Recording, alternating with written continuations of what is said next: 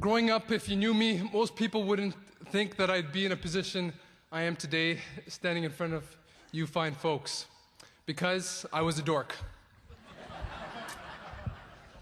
I was tall, I was brown, and I always seemed to stick out. Little mosque on the prairie hadn't even been invented yet. When I was 9, my shoe size was 9. When I was 10, my shoe size was 10. When I was 11, my shoe size was 11. And when I was 12, my shoe size was 12. So on my 13th birthday, I thought I should get a pair of size 13 shoes. But I never grew into them. I was a little bit clumsy at times, and at school, I would just try to make by. But one time during my childhood, each year, our family would get into our 1986 Dodge Aries K car. I know some of you remember those K cars. And we would go traveling all over North America.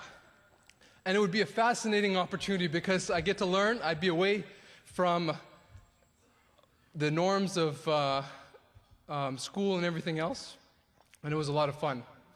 I remember specifically one afternoon, the car had actually stopped. And instead, I looked out the window. Instead of seeing the vast prairie landscape, I saw vehicles as far as the eye could see. I was in California. I was in the back of the vehicle, and we were in rush hour. And I looked back outside the back of the vehicle, and I saw a really nice sports car. And so I looked at the gentleman that was there, and he actually looked at me. So I smiled. He smiled back. So I waved. He waved back. So the next car that went by, I smiled and waved at them. And they did the same thing. All of a sudden, every single car that went by, I started smiling and waving at. My sisters thought it was so cool, they started getting in on the fun. Soon, I was telling my parents to slow down. They didn't understand why. They probably still didn't to this day. But I was just wanting to smile and wave. The next summer, I was very excited because we had an upgrade to a minivan. I was thinking the big windows will be a lot of fun. But then I found out that they were tinted. As hard as I smiled and as hard as I waved, nobody could see me. Such a simple thing could impact others. And I was able to make a tiny connection with those people. Even though I was away from home, even though I was awkward, even though I was a different nationality, and I crossed those borders, and it was very cool. So many others have impacted and invested into me, and that is why I'm here today. I can literally give you hundreds of examples of leaders within my community around this country and around the world that have given me a smile and a wave. And it's been amazing. I also have to thank my parents who are here tonight, who demonstrated to me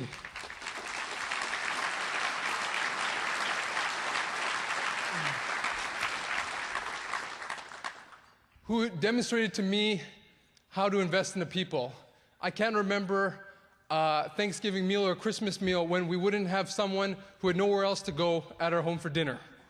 And it was quite interesting. Probably at the time, I probably didn't want them there, but I just learned to get used to it.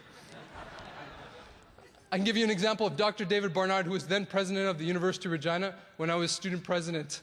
And when I was president, he gave me his personal cell phone, which was a big deal. I had the university president's cell phone number, and I thought, I'm never going to call him.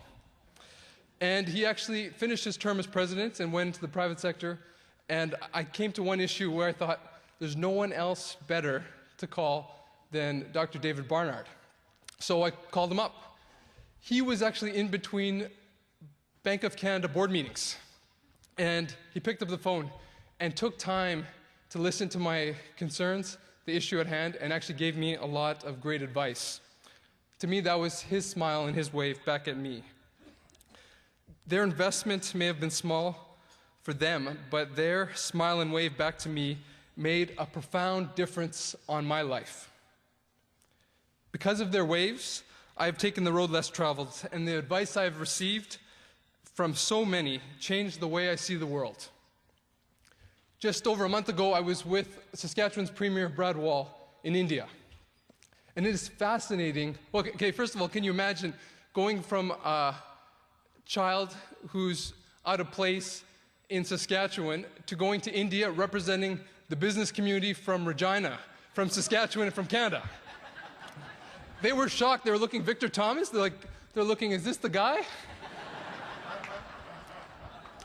But it was fascinating to see how well received Canada is, not just, not all over the world. As Lisa Allen was saying, we're in those top 12 companies to invest in. I'm also fascinated and excited about the New West. A lot of amazing things are happening there. And I believe the emerging generation has an opportunity to rise up and to take on some of the challenges that are there for the taking.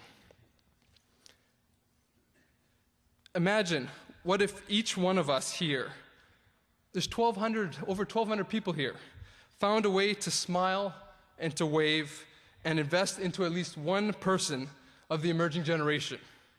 What a stronger Canada we would have.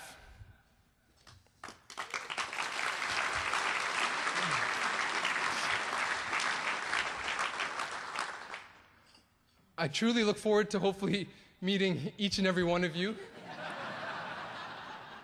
If not today, at some other point in the near future.